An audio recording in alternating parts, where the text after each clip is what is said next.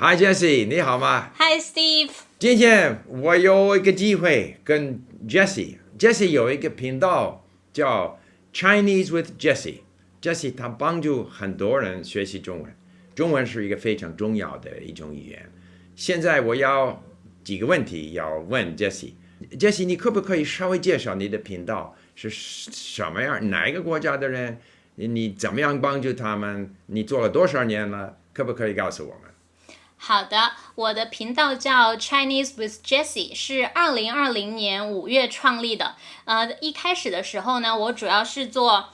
纯中文教学，就是比如说 How do you say, How do you reply to Thank you 这种比较偏教学式的内容。然后再后来呢，我会慢慢的通过结合一些在西方可能比较流行的文化，然后通过这样一个文化输出去教中文。我现在主要的目标受众呢是像美国、英国、加拿大，还是主要以说英语国家为主的一些观众。当然，我们都知道中国文化非常就是很有历史嘛，还有在我们这个世界上说中国话的人，可能占全世界的人口的20%左右。但是你认为学习中文呢？现在最大的这个怎么说吸引人的地方，或者是他的学习中文的那个最大的那个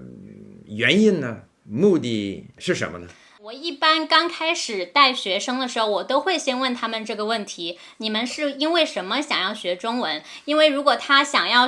达到的目标是不一样的，那可能我们教学的内容和过程也是不一样的。那一般我的学生给我的回答可能有几种。一种是说可能要来中国读书，还有一种呢就是说想要来中国做生意，这种的非常多。他们可能有很多的生意伙伴是中国人，或者说他们的生意想要扩展到中国，是为了做生意，为了学习。那还有一些可能是说我喜欢的人，我的伴侣他是中国人，我想学中文。还有一些呢会是因为就是纯粹的喜欢中国的文化历史，因为像您刚刚说到了嘛，中国是5000年历史嘛，它的历史非常的源远流长，所以很多人会被这些吸引，包括像一些在西方可能比较流行的，像中国的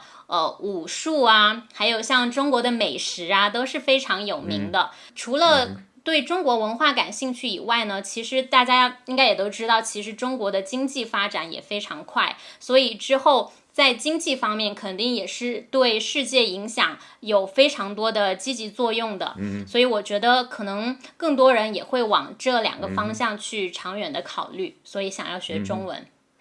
一般的年龄是怎么样的？跟你学习的人，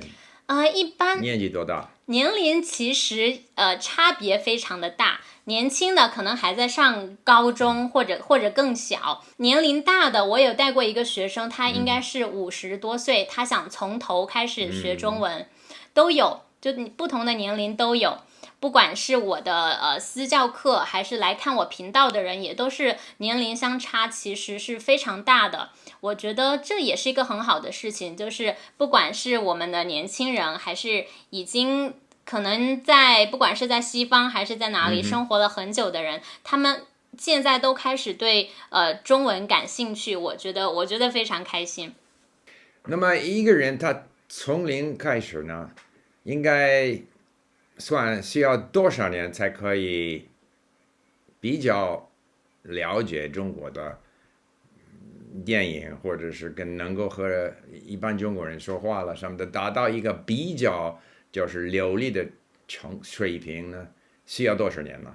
这个也是一个很多人都会问的问题，但其实还真的是要看个人，这个相差也可能会非常的大。我有很多的朋友，他们有一些来中国或2、3年，可能还是一句中文都不会，甚至有些来7、8年还是不能够流利的说中文，是因为他们没有觉得有这个必要去学中文，或者对中文没有那么大的兴趣，所以就算你处在中国这个环境，大家都在说中文，你还是没有办法吸收，你好像把自己屏蔽了一样，把那些当成听不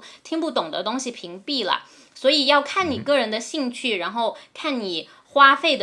想要花费多少时间在这个上面，还有一个当然也是看你有没有系统的方法去学习。我觉得很快的，可能不到2年、1年左右，甚至它也可以，就是基本上跟中国人沟通没有太大的问题。当然，如果你不给学中文这件事情分配很多的时间，但是又要想达到一个很流利的水平，我觉得这个是相悖的，可能是很难做到的。所以当然你住在中国呢，条件很好，你会进步的快一点。假如是住在英国、美国什么的，那就没那么容易。还有，所以但是问题不是年龄的分别，而是你能集中的学，你愿意学，是这种问题。你的态度和你花的时间是比那个年龄重要的多，对不对？对，还有关于住在哪里这个问题，其实你像我，其实很多人都会问我有没有去西方国家留学或者生活过。其实我是没有的，我是在中国土生土长的。但是我也能说英文，说到一个可以算是流利的水平吧。你看很多人在中国，他可能的中文也没有那么好。所以我觉得这个环境其实是你可以自己去创造的，并不一定说学中文我一定要去中国，我学英文我一定要去英国、美国才能学好，不一定。有些人去了他也学不好，有些人没去反而学得好。还是像我们刚刚说的，你的热情、你的方法、你的态度，这些还是可能比你的地理位置更重要。我同意。我学习中国普通话呢是在香港学的。那1968年在香港差不多没有人说普通话，除了我的老师们以外。那个时候香港完全是一个广东话的地方，环境不是一个普通话的那个环境。但是我在1年以内差不多学到我现在的这种水平。所以但是我是非常集中的学，每年5、6个钟头，要不是听都是阅读，就是写文章，都是或者是跟老师们说话了什么的。所以我想当然，而且我住了日本住了9年呢，好多外国人住在日本住了很长时间也不会说日语，所以这完全是靠你态度，我完全同意。但是呢，中文有这个问题，就是有汉字这个问题，是一个比较大的一个难关了。是不是日本人学习中文有好处比西方人？因为他们已经有汉字。对，他们里面有很大的一部分是用的汉字嘛，这个其实是相互的。我觉得不管是中国人学日语还是日本人学中文，就已经可能比其他国家的人有一个优势了，因为我们已经能认识对方，可能可以说甚至差不多一半的字，发音的时候是不一样的，但是我看到这个字我能知道它是什么意思，那我肯定就是比其他人领先一步了嘛。我之前去日本的时候，我当时基本上只会1、2句日语，但是我走在日本的街头，我看路上的路标没有问题，我去饭店看菜单也没有问题，但是我说他们就听不懂。这我觉得也是很有意思的一件事情，但是我们都知道是这个东西，但是我说出来的话他听不懂，就需要翻译去告诉他我想说什么。对，但是学肯定是会稍微更简单一些。那最后一个问题呢？比如说我学习波斯语呢，我那个互联网上的老师 tutor， 他帮我找到好多有意思的这个 podcast 材料，关于这个伊朗的历史什么的，也有电视节目了，这好多东西我们可以用来学习这个语言。我知道学习英文的人，他们有美国的这些连续剧了 ，Friends、Cheers 什么的。那么中文有没有这种东西可以就是帮助那像学习这个中文已经达到某一个水平，要从真的那些电视节目什么的，就是把这个中文的这个水平提高呢？你能不能介绍？就是在你这个频道有没有介绍这种材料，在互联网上的材料？我觉得如果是想从节目的话，我觉得电影和电视剧是比较好的学习材料。但如果是综艺节目那种，可能就会比较难，因为他们讲话，一个讲话会非常的快，字幕也打得非常的快。但是一般电视剧和电影，如果你找到合适的话，他们有些会讲得比较慢，而且你可以，特别是电视剧可能有很多集，你可以一直跟着那个剧情走。我自己其实我的英语口语基本上就是看英文的电影和电视剧学的，因为我没有上过国际学校，我也没有跟任何的外教学过英语，我自己是通过这种方式，我是觉得让你更有兴趣更有动力去学，也会学得更积极，因为我想看电视剧嘛，所以我就会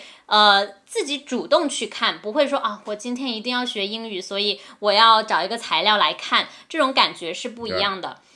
对，在我的频道呢，我自己也会讲一些，甚至是讲解一些中国电影。像我最近的话，就有做一个视频，是讲中国的一部电影，当时在美国也很有名，叫做《卧虎藏龙》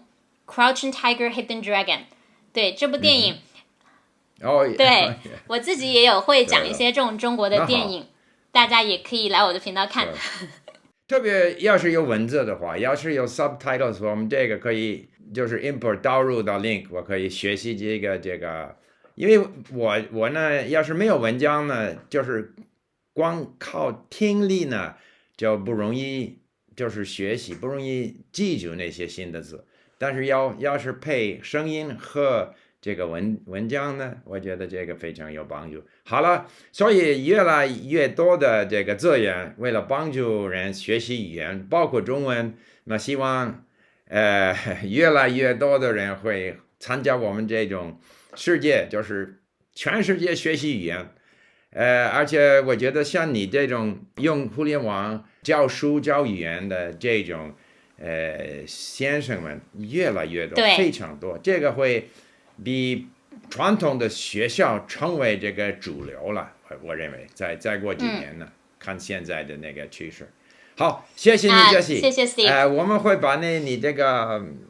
频道 link 链接放在我这个说明的地方，所以希望我们那些听者会去参加你的这个频道。谢谢你， Steve。再见，拜拜。